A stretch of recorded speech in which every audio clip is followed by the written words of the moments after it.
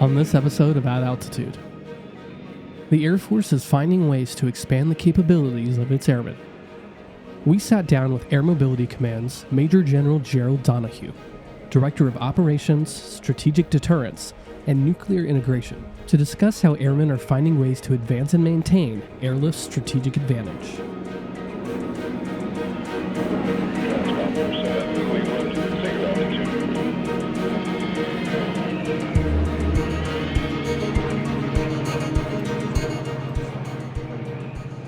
The opportunity to serve with Airmen in Air Mobility Command is a privilege and an honor, and it's exciting every day to see how they react to every challenge we throw at them, and there's no shortage of challenges we ask them to solve. So it's enthusiastic and inspiring every day.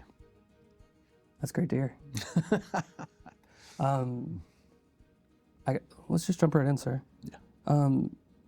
So I looked at your bio, and I did some math, which I'm not super great at, so feel free to tell me if I got this wrong, but it looks like in May you're going to celebrate 30 years as a graduate of the Air Force Academy. I was hoping you wouldn't bring that up. Right? It's another reminder of just how old and how quickly time moves.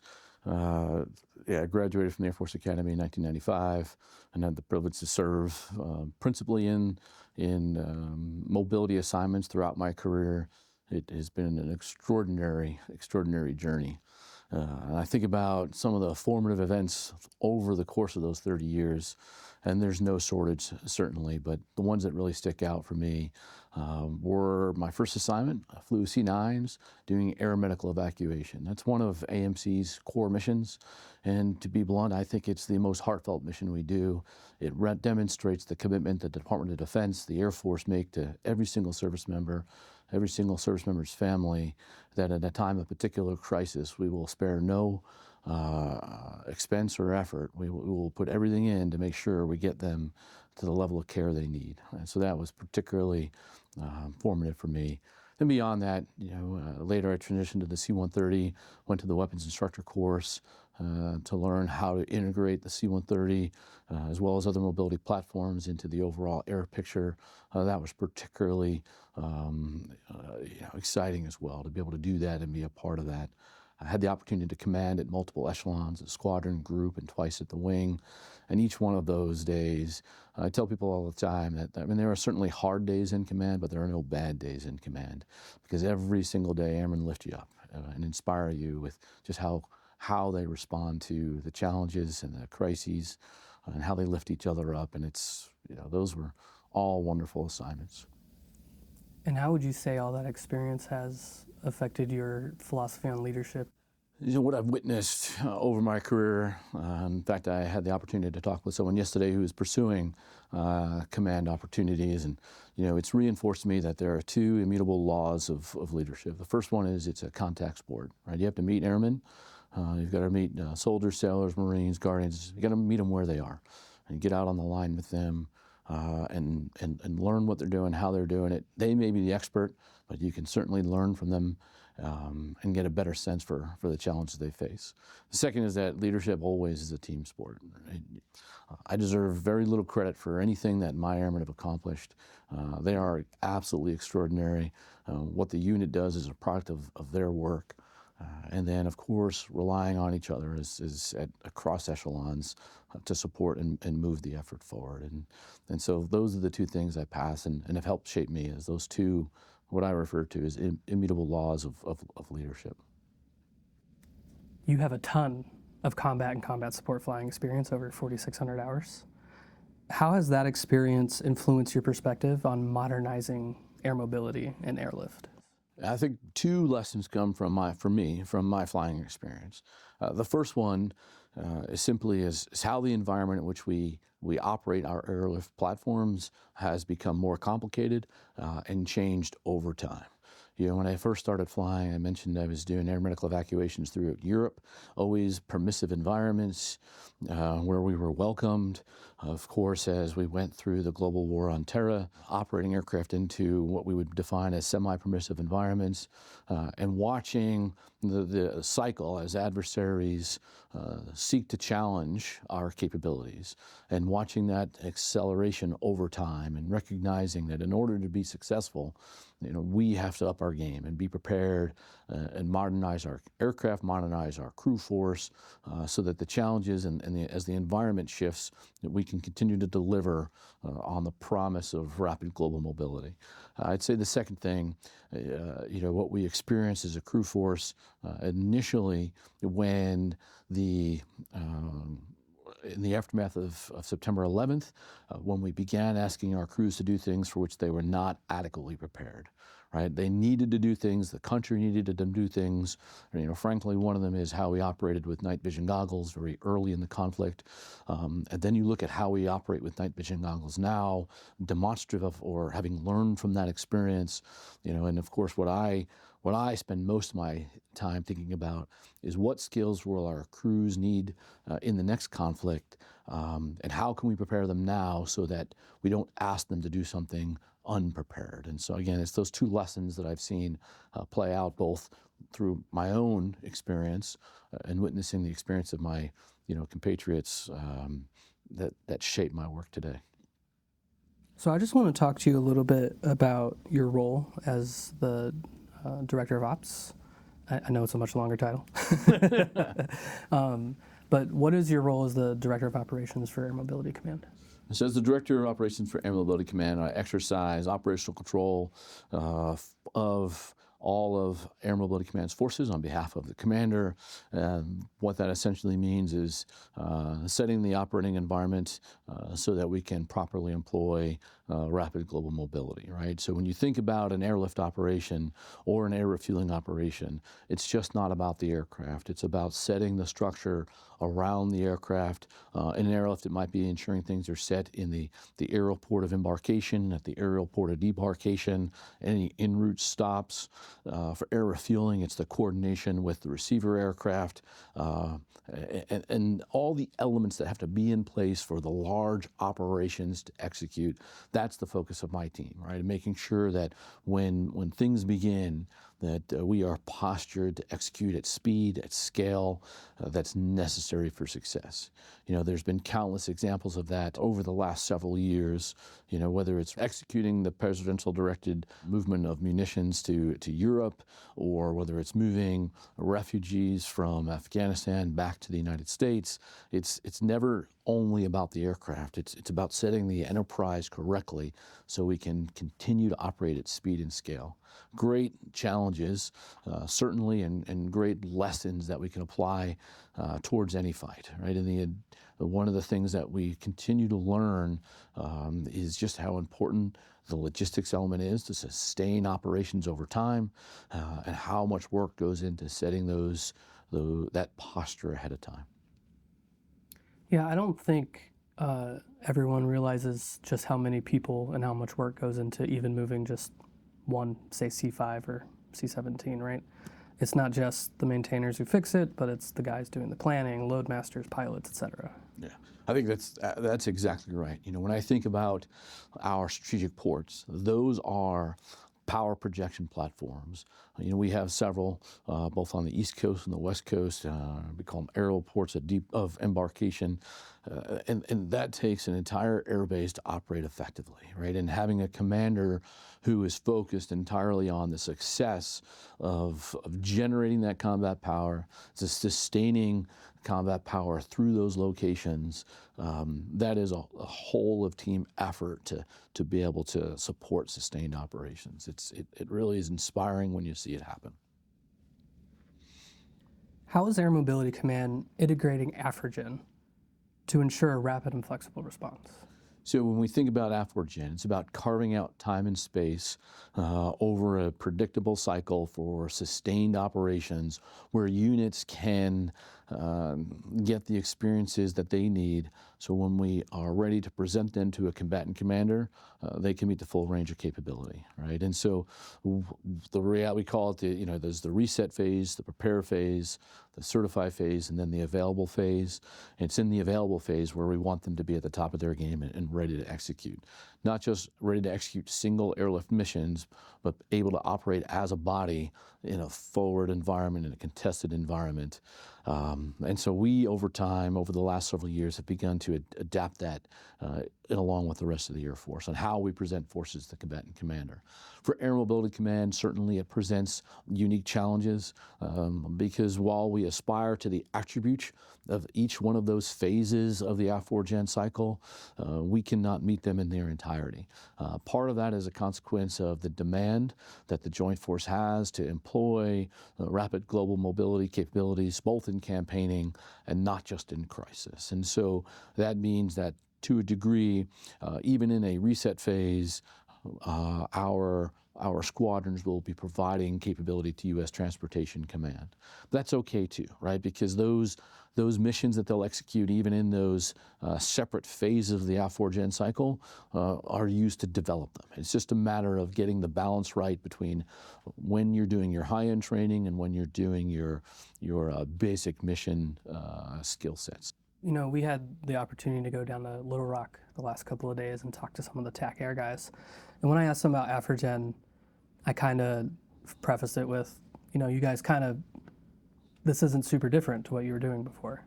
But they said one of the benefits is just knowing when they're going to be home and be able to kind of rest before they start up the next phase. How important is that piece of it? I think when we look at Air Mobility Command and the capabilities we provide, AF4Gen manifests itself slightly differently based upon the assets that we're talking about. In our C-130 squadrons, our tactical airlift units, they forward deploy as a body presented to a combatant commander. Many of the ones out at Little Rock certainly have either headed to U.S. Central Command or recently returned from U.S. Central Command.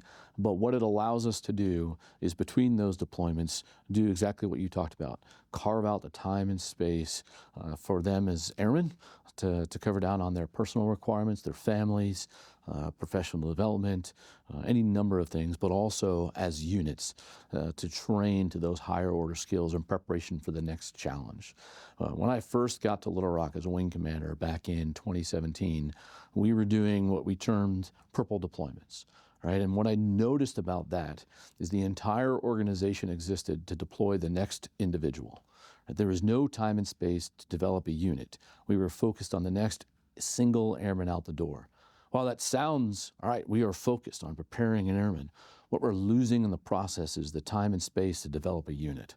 And so we transitioned ahead of the AF4Gen transition to something that looks exactly like it, where it would be a unit pure deployment, and then that unit would have, at the time, about a year before its next deployment. And in that year, we tried to do the things that we talk about now as part of the prepare and certify phase. Now, when we talk to our C-17 squadrons, that's our strategic airlift squadrons. That's where AF4Gen rings differently. And again, it's because of the demand for strategic airlift capabilities throughout time in campaigning and not just in crisis. And so for the challenges we face by weapon system do certainly vary, and we acknowledge that and work with certainly the wings and the squadrons to do what we can to carve out the time and space they need to develop. So I want to talk to you a little bit as your last assignment. You were the chief of the Global Operations Center at U.S. Transcom.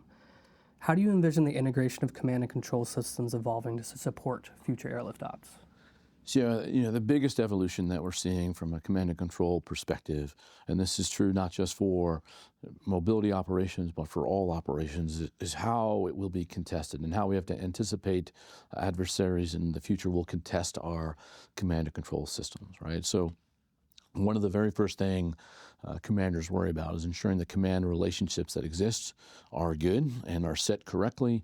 And then beyond that, what is incredibly important is making sure that at the appropriate echelons of command, the skills and the equipment exists to exercise those command relationships. That's what we mean when we say command and control, right? They have the relationship, and then they have the capabilities to execute it. What we've seen again as the cycle of conflict continues and adversaries learn is the efforts to contest our ability to exercise those command relationships, to contest our our C2 capabilities. And that's not unique to the forward environment, the theater environment, because of the danger that non-kinetic effects, cyber effects bring. You could experience that back here in the homeland. You could experience that en route. And so one of the things that we have to do is harden our command and control capabilities. There's two ways to harden it, right? There's obviously to make more secure systems. There's also a way to proliferate the capabilities so that the enemy can't possibly attack all of it at once, and that should provide some capability. And that's what we have to work in over time with our C2 systems, whether it's hardening in the way I described our air operations centers, or updating the capabilities, the connectivity of our aircraft so that they can plug into the C2 structures despite it being attacked by a potential adversary.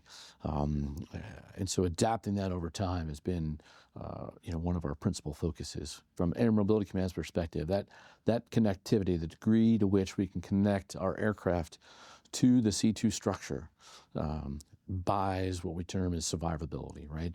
Because it provides our echelons the ability to push the latest intelligence, real-time intelligence, changing battlefield to the aircraft in motion, and as a consequence, the air crew and the aircraft can respond accordingly. That's not something that Air Mobility Command and Air Mobility Command assets have enjoyed, in my earliest days, certainly. Those were the days when you'd go to far-flung places and you were alone and unafraid. And if you were lucky, you could use a hard landline and call back to somebody if you needed additional guidance. But the nature of the threat has changed, demanding passing critical information much more quickly. And obviously there's going to be times when command and control is just you might have degraded communications, you're not able to reach back to, headquarters. How important is it to empower airmen to understand commander's intent and be able to operate without needing to reach back to headquarters in those situations? Yeah, airmen being able to operate under what we term mission type orders or executing commander's intent is absolutely critical, right? I've witnessed airmen execute it well. Air Mobility Command does it well itself. When we do still continue to send aircraft commanders on the road with a general outline of what's expected of them, and expect them to integrate and execute, even if their connection back to the 618th, right? What was the last order you were given? Now you go execute. So we've got the basic skill sets. The challenge we'll continue to face with the rest of the Joint Force is, what does that look like when the period of interruption grows and it's no longer hours, it becomes potentially days. Which is why I mentioned that one of the things that we're trying to do is help strengthen and harden and disaggregate the command and control systems so the adversary can't attack it all at once, and so that there's a line back. But in the absence of it, airmen, are certainly extraordinary in their ability to execute off of commander's intent with their last instructions. And certainly I've witnessed it myself through various operations over my time. Frankly, when I was in command of Al Udeid Air Base during the summer of 2021, the Afghan NEO operation, the written guidance we received was imprecise, and then using that to build commander's intent for our airmen and watching our airmen execute reinforced for me their ability to execute off of commander's intent. Which technological innovations do you see as pivotal for maintaining airlift support superiority in contested environments? So, I would say we're witnessing it every day, both in the commercial sector and increasingly in the military sector. Right? It's as the cyber domain changes and we move to the cloud and leveraging the cloud capabilities so that we're not as reliant on infrastructure on our installations, right? We can leverage where the commercial sector has gone, and that it becomes, because it makes the most important thing for commanders at all level is going to be shared understanding. That shared understanding emanates from strong data, secure data, leveraging cloud technologies, so that we can continue to see the picture, even if if you attack, for example, a hard target like an air operations center. If the data is resident only at the air operations center, it makes it a particular vulnerability. But if you have the ability to disaggregate that air operations center and access the same data that's resident in the cloud and in server farms, global server farms, and backed up from server farm to server farm, you can reconstitute more quickly and shorten those periods of disconnection, if you will, right? And so that I think is what is changing most dramatically as we adapt what we're witnessing in the commercial sector for military operations. The banking industry is a good example. That's another industry that is entirely reliant on the veracity and the security of the data. We all are, right? Yeah. We want our banking data to be secure. And so, watching how they have adapted to the threats is important. And you look what cloud technologies have done for any number of digitally native companies in terms of infrastructure. It's much more challenging to transition to that than to build from the ground up. And that's what we're doing as a service, certainly as a Department of Defense. And it brings, in my mind, extraordinary resilience when done well. How is AMC balancing the challenges of an older aircraft fleet while preparing for the demands of future operations? Right. And this is really front of mind for me, because I was just at Little Rock talking to them about how the C-130 just celebrated its 70th anniversary, and that's crazy, like that we still are flying an aircraft from the 1950s. Well, fortunately, in most cases, it's not the same aircraft from the 1950s. We've gone through several upgrades for the C-130. I'm old enough to say I've flown E's, H's, and J's all, and the C-130J does represent both some of the traditional capabilities that the C-130 brings, but emboldened by new technologies. And a good example is its connectivity that it brings, whether it be beyond line of sight capability. Again, when I started flying the C-130s, the only beyond line of sight capability was, frankly, an HF radio, and not the strongest beyond line of sight capability, certainly voice only, no data capability. And now a C-130J with 8.1 upgrade maintains SATCOM capability, and so data and voice beyond line of sight, making it an integral element in a future fight, right? In a future battlefield network configuration, the ability to not only tap into it, but add capability to that battle network. And so with the C-130J, you see, a great blend of traditional mission capability with new technologies, and it's got pretty good power too when you compare it to the former ones. But you see that in a lot of ways, right? What we're trying to do is, many of our missions haven't changed extraordinarily. When I say that, what I mean is a C-130, or we still need a platform that can move cargo, that can move people, but do it in a more secure fashion. And so we still need the attributes of a medium transport. We still need the attributes of a large transport with the C-17, but we've got to make sure that it has the tools to survive in the future fight, from defensive systems to connectivity that empower and accelerate the capability that the weapon systems bring.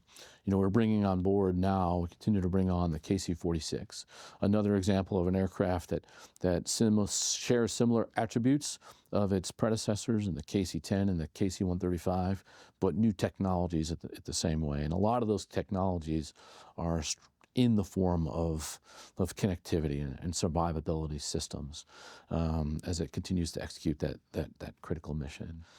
We're still compelled to think through new tactics, techniques, and procedures to employ our assets as they exist, and that is a constant dialogue as we adapt, and the adversary adapts, and we adapt, and so that is just an ever ongoing cycle. What role does innovation play in sustaining Advancing Air Mobility Command's mission? I would say innovation is critical. You hear that a lot, so I'll characterize it in a couple ways, right? There's two types of innovation. Tactical innovation. When I talk about tactical innovation, I'm talking about taking the weapon systems we have and figuring out novel ways to employ them. And it's fun to witness that from the line, right? When you go to a place like Little Rock and a squadron is tackling a tactical problem, and it has the resources that has already been assigned, not additional resources, but then to watch the incubation that naturally occurs. And they go, if we do it this way, we increase our survivability or our effectiveness. And, we are reliant on that tactical innovation because, I think it was Secretary Rumsfeld at one point had said, you go to war with the army you have. Well, what makes that army survivable, or in our case, what makes our Air Force survivable, is that tactical innovation that occurs, at that need. Separately, there's, the technological innovation, right? And figuring out as technologies are presenting themselves that we hadn't imagined, probably the most stark example today is the way proliferated low Earth orbit satellites, Starlink, are changing the way we can connect in the beyond line of sight space, and adapting our aircraft to be able to tap into the PLEO is a game-changing innovation led by the commercial industry. When we thought of satellites in the old days, frankly, they were large, they were expensive, and they were limited.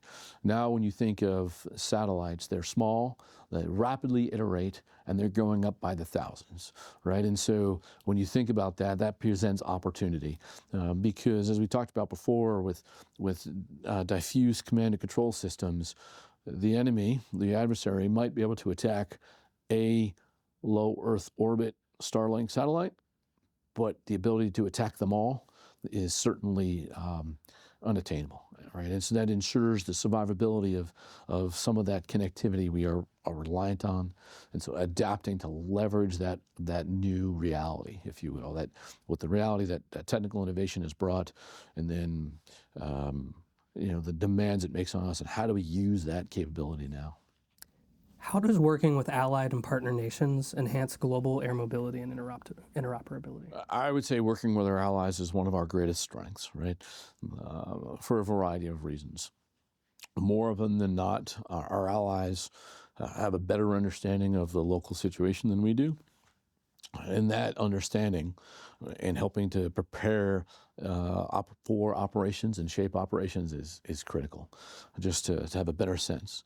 They bring unique capabilities sometimes where we don't have them. They certainly bring capacity where we need additional capacity. We couldn't afford the military that we need to defeat adversaries single-handedly. But when we combine our efforts with our like-minded allies and partners, it's certainly an achievable outcome. So our allies bring knowledge, they bring capacity, they bring unique capabilities. A good example, I like to think about is on the airlift side, right? We have C-17s and C-5s, extraordinary strategic airlift platforms. We've got a C-130 as an extraordinary tactical lift platform. And then some of our allies and partners bring the A400, which is right in the middle. We can't possibly afford all of the infrastructure necessary to get to that middle capacity. But our allies and partners, are perfect in bringing that to the overall airlift fold, if you will, when we think about what's got to be moved. That's just a simple example of where they might have capacity and capability we don't. But doing it as a team is certainly the preferred method. And how important is it to exercise and train with our allies and partners? So, if you don't prepare to operate as a coalition, you will fail when you attempt to operate as a coalition, right? It's like anything else. If you field a team and you never practice, then in any sporting activity, you're probably going to lose. And war is really no different, right? And our ability to execute our missions when we prepare and exercise means that we are going to be able to operate as a team. And so we look for those opportunities. This summer, we've got the next iteration of Mobility Guardian 25. We just finished one a couple years ago, Mobility Guardian 23, and working with our partners and allies, both in their spaces, if you will, in the Pacific region, and then integrating their capabilities at echelon from our airframe capabilities, integrating all the way through the command echelons is a critical element to bring these operations together, these exercises together, right? It provides real-time feedback, relationship building, insight into each other's strengths and weaknesses. I couldn't be more excited to execute Mobility Guardian 25, and it is certainly a more fulsome exercise because the allies or partners are present. How is AMC leveraging data analytics and AI to optimize airlift ops and decision-making processes? I think we're seeing this everywhere, right? The value of data and then analyzing that data. There's a number of ways we're trying to leverage it. One is a better understanding of resource utilization, or where the stress points are, air crew readiness, predictive analytics, if you will, for when we think aircraft might require repairs. Our counterparts in the A4 and the sustainment team use that capability. So, I mean, there are a number of different use cases for us. As we transform as an Air Force, collecting data, and then over time, analyzing that data to figure how we need to adapt our training programs. A good example for me in this space that we're instantiating here within AMC and the A3 is, how we make a pilot has changed over the course of my career. Right, when I went to pilot training, it was very structured and understood, and I could still tell you, what that looked like. Today, as we've modernized pilot training and leveraged new learning capabilities, the time it takes to create a pilot and the skills they get are different. And as a consequence, we're tracking performance after they graduate pilot training through their aircraft commander upgrade in our weapon systems, so that we can invest in areas we need to shore, and we could leverage areas where we appear stronger than we anticipated, right? And that is only enabled by the collection of data and then the analysis of that data. And of course, artificial intelligence, machine learning help us analyze data at extraordinary speed that would take humans much longer, and we would be less adaptive to. So that's just an example, but it's replete across the organization.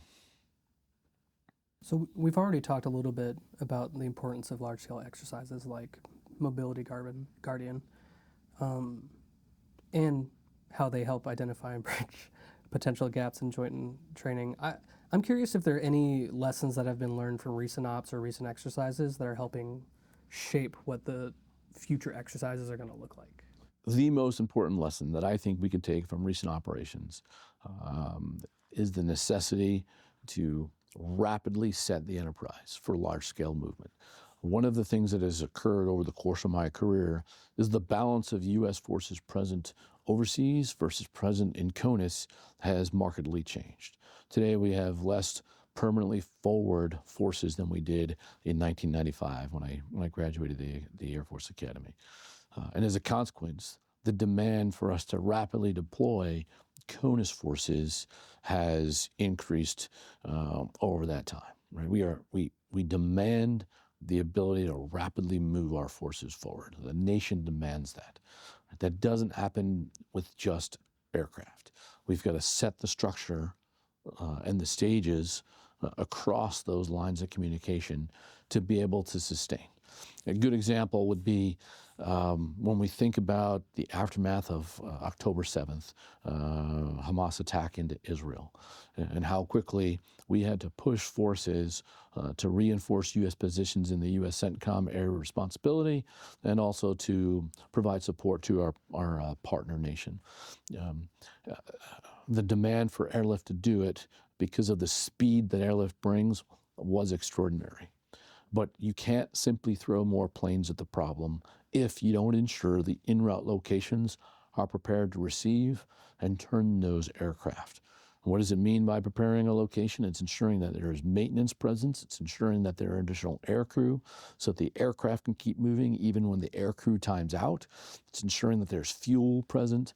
And so the lesson that we continue to learn and learn more completely is just how important it is to quickly set the enterprise so that it can sustain the speed and scale. We saw it with NEO out of Afghanistan. We saw it with in the immediate aftermath of the Russian invasion of the Ukraine. We saw it in the outcome of, or the immediate aftermath of the Hamas attack into Israel.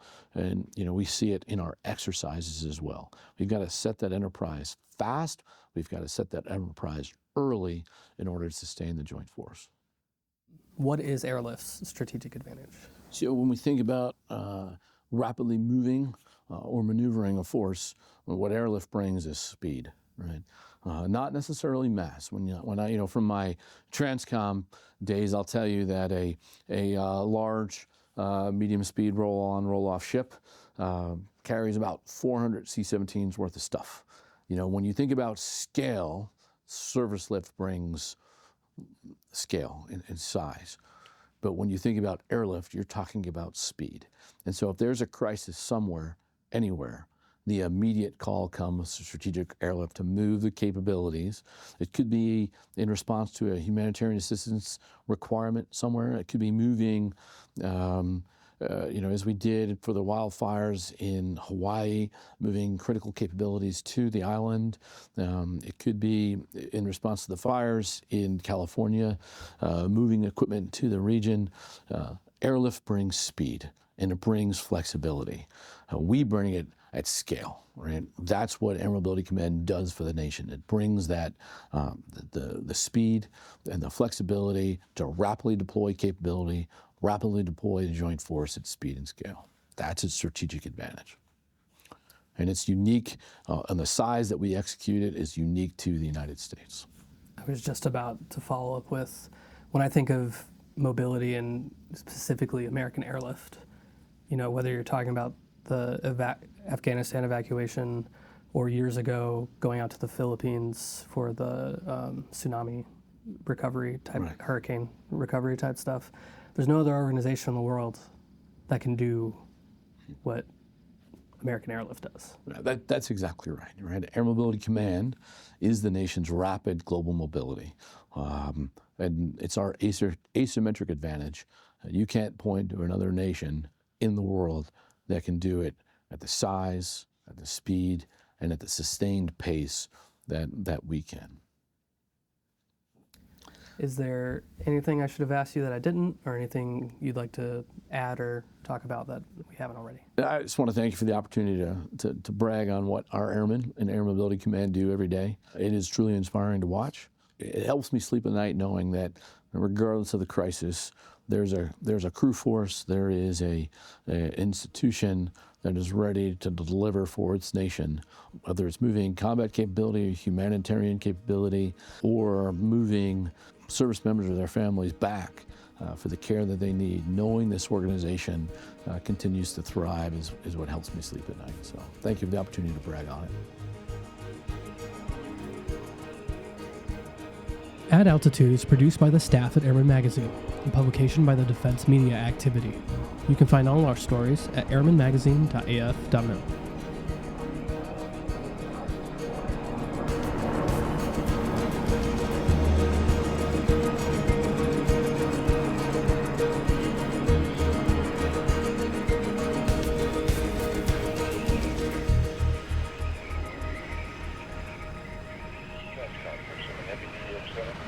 Radar contact out of 7,000, 16,000.